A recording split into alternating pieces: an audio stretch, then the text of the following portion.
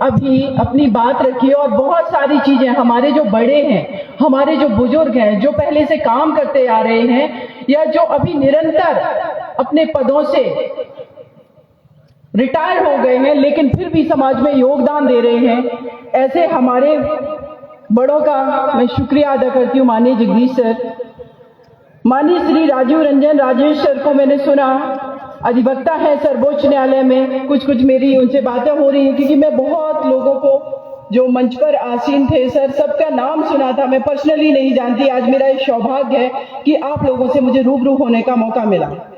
साथ में ही मैं माननीय प्रोफेसर श्री अवधेश कुमार शाह सर का शुक्रिया अदा करती हूँ। इन्होंने दिल्ली में एक कार्यक्रम हुआ था अभी ओबीसी सम्मेलन, जिसमें उन्होंने मुझे आमंत्रित किया और अपने समाज के लोगों से, आप लोगों से मुझे दिल्ली में रूबरू होने का मौका दिया। Thank you so much sir. साथ में ही मैं शुक्रिया अदा करती हूँ श्री महेश कुशवाहा जी का। दद्दू जो दादाजी हैं उन्होंने बोली एक बात को कि बेटा आप सीमा अगर अपने समाज को जागरूक एकत्रित कर लो तो मुझे लगता है कि मध्य प्रदेश में बहुत कुछ बदल सकता है। तो दादाजी आपका आदेश, आपका ये कथन मेरी सर आंखों पर जरूर ऐसा होगा, लेकिन मैंने जब ये उद्गार महेश भाई साहब के सुने तो मुझे लगा जो मैं महसूस करती हूं, मैं तारीफ नहीं कर रही हूं, मैं जातिवादी व्यवस्था में विश्वास नहीं करती हूं, लेकिन बात यह है कि मेरे विश्वास न करने से होता क्या है, ये सच है इस देश की जातिवादी व्यवस्था का। लेकिन मैं एक बात कहना चाहती हूं, बिहार की धरती पर जगदेव प्रसाद जी हुए, वो व्यक्ति जिसने अपने प्राणों की आहुति दे दी उस व्यवस्था से लड़ते हुए, उस सिस्टम से लड़ते हुए। उसके बाद बिहार राज्य में कभी कोई मुख्यमंत्री ओबीसी के अलावा नहीं हुआ है, ये सच है। मध्य प्रदेश की बात करें, अभी सुखलाल कुशवाहा जी की बात की, मैं उनको व्यक्तिगत रूप से नहीं जानती, मैं तो आईएएस की तैयारी कर रही थी और बहुत सारे सामाजिक कार्यक्रम में मैं निकलती भी नहीं थी उतनी, लेकिन एक चीज मैं बखूबी अच्छे से जानती हूं, मेरे पिताजी समाजवादी पार्टी उत्तर प्रदेश में पॉलिटिशियन थे, बहुत छोटे स्तर के मुखिया थे, प्रधान थे, और हमारे घर पर जो समाजवादी पार्टी के आज नेता हैं वो सभी लोग आते थे, उनको सुनती थी, छोटे से सुनती थी, 5th और 6th क्लास में थी तब से सुनती थी। ये जो समाज है कुशवाहा, साक, सैनी, मौर्य, माली, इसकी एक खासियत है, ये समाज को देना चाहता है, अपना हक लेना नहीं जानता है। ये यूनाइट होकर के वोट करेगा, इसके पास जाएगा, उसके पास जाएगा, सबके पास जाएगा, सहयोग करेगा, अपनी जान दे देगा। आपको पता होगा, अगर बिहार से सर बैठे हुए हैं चंदू कुशवाहा, जेएनयू यूनिवर्सिटी में जो लड़का प्रेसिडेंट था, जो हमारा, उसका मर्डर हुआ सिवान की धरती पर, जगदेव प्रसाद जी का मर्डर हुआ बिहार में। उत्तर प्रदेश में, यहाँ पर मध्य प्रदेश में भी ऐसे लोग हुए हैं। और तो और अगर हम बात करें हमारे पूर्वजों की, जैसे महेश भाई साहब बोल करके गए, आज इस मंच पर मैं बोल पा रही हूं तो उसका श्रेय मात्र एक स्त्री को जाता है, वो है माता सावित्रीबाई फुले और उनका साथ देने वाली फातिमा शेख।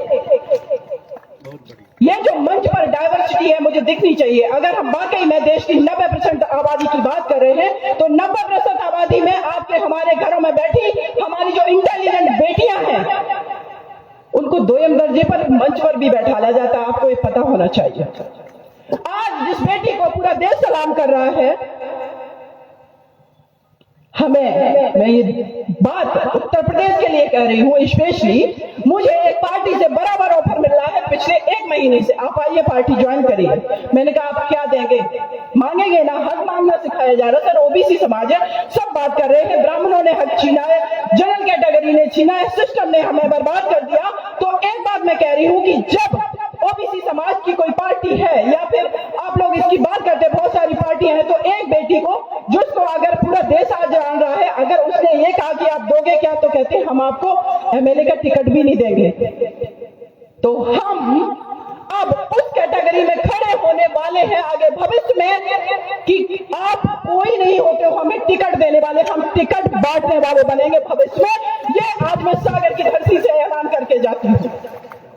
और मेरे पिताजी एक बार, क्योंकि सच बोलना बहुत जरूरी है, मेरे पिताजी एक बार एक कार्यक्रम अध्यक्षता कर रहे थे, उत्तर प्रदेश में चुनाव थे लोकसभा के। मेरी उम्र उस टाइम रही होगी कम से कम 10-11 साल की। पापा से हमेशा कहती थी भाषण देने का शौक है, क्योंकि घर में पॉलिटिकल माहौल रहता था। दिन भर मेरी मदर परेशान होती थी चाय बना करके। वो स्त्रियों की समस्याओं पर भी मैं बात करूंगी। जबरदस्ती करके मंच पर खड़ी हो गई और बड़े बड़े बुजुर्ग बैठे हुए थे हमारे। मैंने कहा कि ये जो आप लोग बैठे हुए हो, अपने जो वोट का प्रयोग कर रहे हो सोच समझ के करना, क्योंकि इधर जो लोग बैठे हुए हैं, इधर से मतलब आप लोग समझेंगे उन नेताओं की बात कर रही हूँ, उस टाइम की बात कर रही हूँ। ये लोग बाद में आपको ढूंढने नहीं मिलेंगे। मेरे पिताजी का चेहरा डाउन हो गया और बाद में जब कार्यक्रम खत्म हुआ, समापन हुआ, मुझे नहीं पता था कि मैं सच बोल रही हूँ, झूठ बोल रही हूँ, क्या बोल रही हूँ। उसके बाद रामगोपाल यादव जी ने कहा कि प्रधान जी आपकी बिटिया कुछ ना कुछ बहुत अच्छा करेगी। मैं घर के अंदर आकर के मुझे लगा मैंने अपने पिताजी की इंसल्ट कर दी।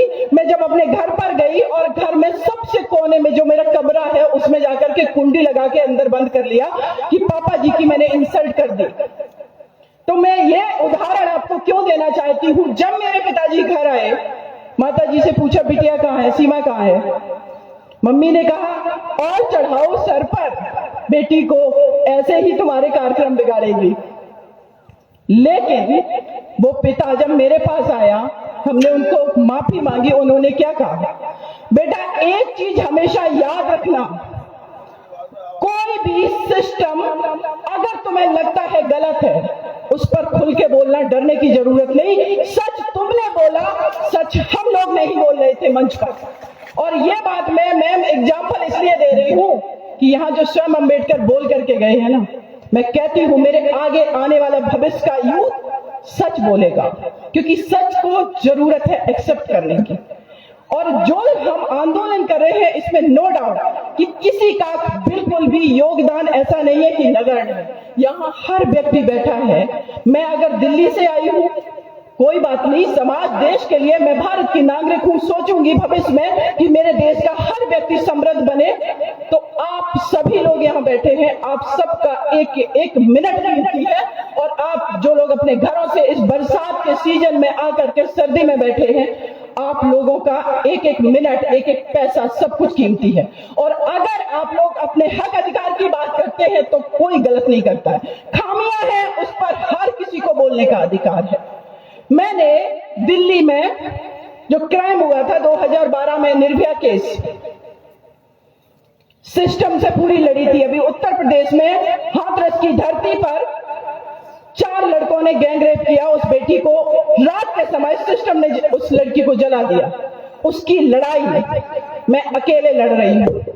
अगर मैं ओबीसी समाज की, बहुजन समाज की बेटी हूं, तो एक भी बार सो कॉल्ड बहुजन समाज ने, सो कॉल्ड ओबीसी समाज ने इस बेटी की सिक्योरिटी की मांग क्यों नहीं की? ट्विटर पे अकेले लिखती रही, आज भी अपनी जान को हथेली पे डाल करके। ये मेरा भतीजा जो है जितेंद्र कुशवाहा, एडवोकेट स्वयं अम्बेडकर, ऐसे यूथ जो है ना मेरे सराउंडिंग होकर के जाते हैं। लेकिन एक व्यक्ति ने, आप किस बहुजन समाज की बात करें, किस ओबीसी समाज की बात करें, जहां पर आप देखेंगे कि आपके जाति का कोई व्यक्ति जिसका टाइटल दूसरा है, आप लग जाएंगे उसको प्रमोट करने। लेकिन ये पुष्पा साख सैनी मौर्य समाज ये हर किसी को प्रमोट करता है। लेकिन आज मैं कह रही हूं महेश भाई साहब आपसे, और इस सागर की धरती पर लड़ना सीखिए, डटना सीखिए और अपने हक अधिकार की लड़ाई। क्योंकि अगर वाकई में ये जो यहाँ पर टाइटल है संख्या अनुपात में आरक्षण, और जिसकी संख्या भारी उसकी उतनी हिस्सेदारी, अगर इसकी बात करेंगे तो वाकई में 2023 में दिखा दो ना आप लोग अपनी संख्या का बल। इस सागर में ही मुझे लगता है कि बहुत सारी आबादी है। कम से कम हम इतना तो कर ही सकते हैं कि यहाँ पर अपने 2-3 MLA बना सकते हैं। मुरैना में गई थी, वहां पर मिली, मैंने देखा है, मुझे सब पता है, क्योंकि वो पापा जो जो मेरे प्रधान थे ना, आज हमारे बीच नहीं, उनकी डेथ में 20 साल हो गए। इस बेटी को बहुत कुछ सिखा गए, लेकिन अभी भी सार्वजनिक मंचों पर क्या होता है, स्त्री है, इसको समझ नहीं होगी।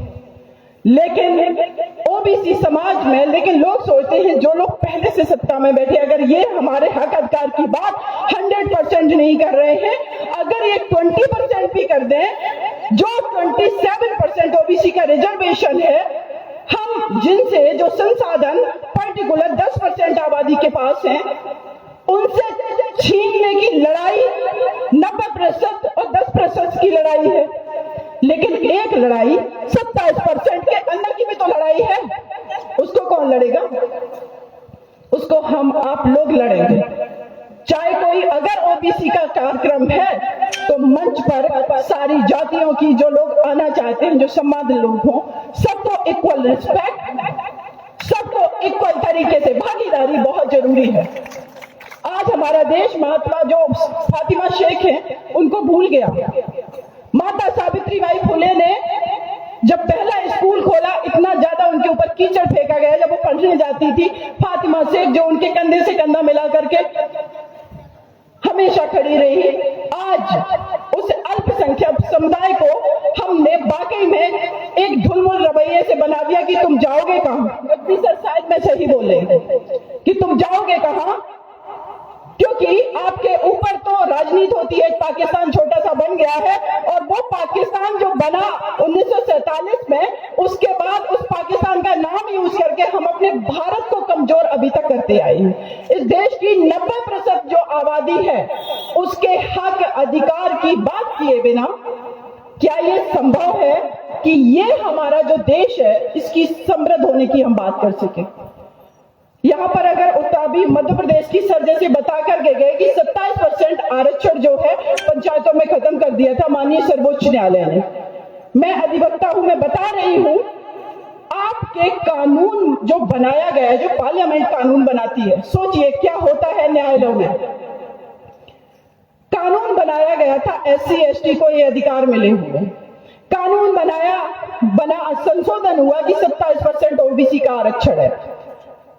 इंटरप्रिटेशन जो होता है, एक शब्द व्याख्या जिसको बोलते हैं कि किसी की चीज की व्याख्या करना, जब वो व्याख्या हमारे न्यायाधीश करते हैं ना, तो उन चीजों को तोड़ मड़ोड़ करके पेश करके आपके रिजर्वेशन खत्म किए जाते हैं, क्योंकि आपकी संख्या वहां नहीं। मात्र एक ओबीसी, शायद एक भी नहीं, मुझे लगता है सर क्लियर करेंगे, वहां पर एक दलित समुदाय का जस्टिस है और अभी रिसेंटली कुछ महिलाएं अपॉइंट की गई हैं, जजेस नहीं है। उनसे जब और वो लोग जब रिजर्वेशन खत्म करते हैं, अगर 27% की, और भी अगर हम रिजर्वेशन की बात करें कि कॉन्स्पिरेसी क्या है आप लोगों के खिलाफ, तो देखिए मैंने HJS का एग्जाम दिया, हायर जुडिशरी जिसको बोलते हैं, जिसमें डायरेक्ट एडिशनल डिस्ट्रिक्ट जज बनते हैं। 40 सीटें टोटल 60 सीटें थी, जिसमें करीब 10 या 11 सीटें ओबीसी की थी। उन्होंने क्या किया, ओबीसी के लिए अंक जो है नंबर निर्धारित कर दिए 40 या 45%। इससे कम अगर किसी ओबीसी कैंडिडेट का नंबर आया तो वो सेलेक्ट नहीं करेंगे और उन सीट्स को खाली रखेंगे। और जब वो सीट खाली रहेंगी, ऐसा 1 साल करेंगे, 2 साल, 3, 4 साल, फिर उन सीट को कंबाइंड करके जनरल सीट बना करके निकालेंगे। ये कॉन्स्पिरेसी होती है, हमें वहां तक पहुंचना है। और अगर हम माननीय सर्वोच्च न्यायालय की बात करें, एक इंटरप्रिटेशन आया था कि जो आरक्षण है जिन लोगों को मिला हुआ है, वो सिर्फ अपनी कैटेगरी में 49% आरक्षण की सर मैं बात कर रही हूं, जो पहले था अब तो ज्यादा हो गया है, जनरल कैटेगरी में भी लोगों को दिया गया है कि जिन लोगों को, जो लोग जिस कैटेगरी में हैं उसी में ही फाइट करेंगे। अब इनसे ये पूछा जाए जिन्होंने इंटरप्रिटेशन किया कि हम लोग उसी में करेंगे, तो जो 51% सीटें हैं वो किसके लिए थी? वो अनडिक्लेयर्ड रिजर्व सीटें पर्टिकुलर समुदाय के लिए थी। आरक्षण हमसे ज्यादा उनका था। यह इंटरप्रिटेशन होती है और हम लोग इस कॉन्स्पिरेसी को समझ ही नहीं पाते। अभी अगर बात करें कि 27% आरक्षण के लिए मंडल कमीशन आया, बाबा भीमराव अंबेडकर जी ने इतना बड़ा संविधान हमें दिया, जहां पर मैं कहूंगी कि विश्व का सबसे बड़ा संविधान है, और उस संविधान में हमारे आपके हक अधिकारों की बात की गई है। उस संविधान को हम प्रोटेक्ट नहीं कर पा रहे हैं। ये 90% आबादी कर क्या रही है? फिर अगर हमने अपने हक अधिकार का लड़ना, बोलना, डटना सीख लिया, और उसके लिए सबसे ज्यादा जरूरी है यूनिटी। यूनिटी वो 90% पॉपुलेशन में दिखनी चाहिए। अगर ओबीसी के अंदर भी कुछ कॉन्फ्लिक्ट है तो वो कॉन्फ्लिक्ट हमारे परिवार की तरह है कि हमारे परिवार में 4 भाई हैं। अगर कोई बड़ा बाहर की हमें लड़ाई लड़नी नहीं है, अंदर की लड़नी है, बंटवारे की, जितना मिला है तो उसमें भी मिल बांट लीजिए ना। और अगर कोई भाई छूट रहा है तो हमारी जिम्मेदारी है, क्योंकि अगर हम उन पर दोषारोपण ये कर रहे हैं कि वो सत्ता में, सिस्टम में पहले से बैठे, हमें आगे नहीं बढ़ने दे रहे, तो ये लड़ाई तो कभी कभी घरों में भी होती है कि एक बड़ा भाई जो आगे बढ़ गया, उसकी जिम्मेदारी थी कि वो छोटे भाई को, जिसके पास संसाधन कम है, जो नॉलेजेबल कम है, जो चीजों को नहीं समझ रहा है, वो सिखाए, समझाए। अगर ओबीसी समाज में भी ऐसा है, जो लोग नहीं बाई चांस आगे आ पा रहे, नहीं समझ पा रहे, तो ये रिस्पॉन्सिबिलिटी किसकी है? कि जो लोग पहले आगे बढ़ चुके हैं। लेकिन नहीं, वो कॉन्स्पिरेसी करते हैं कि अगर कोई काबिल व्यक्ति किसी और जाति का आएगा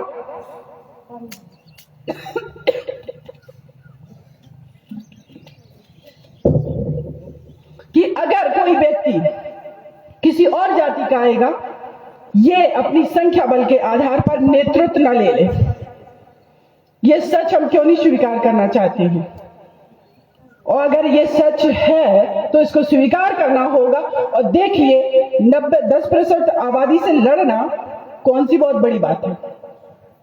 जब हमारे देश से, जिसको हम कहते हैं भारतवर्ष जब बना, ये सिकंदर को खदेड़ करके भगा दिया, जो कि पूरे विश्व पर विजय प्राप्त कर रहा था, तो कौन सी ये बड़ी बात है? लेकिन समस्या ये है, उसके लिए ईमानदारी चाहिए। समस्या ये है, उस समस्या को खत्म करो, यूनिटी चाहिए। ये सारी चीजें, अगर ये चीजें नहीं होंगी तो नो डाउट कार्यक्रम होते रहेंगे, सारी चीजें होती रहेंगी। एक और मैं बात कहूंगी, हम लोग अभी सिर्फ रिजर्वेशन तक सीमित हैं। कभी आप लोगों ने सोचा, एक तो निजीकरण कर दिया गया, तो वैसे भी सरकारी नौकरियां नहीं है, रिजर्वेशन है सरकारी नौकरियों में। पीएससी जो है गवर्नमेंट सेक्टर, उनको हमारी सरकारें बेचे जा रही हैं। जब सरकारी नौकरियां नहीं है तो आप चिल्लाते रहिए रिजर्वेशन, आप कहां पर ले गए रिजर्वेशन? अब बात आती है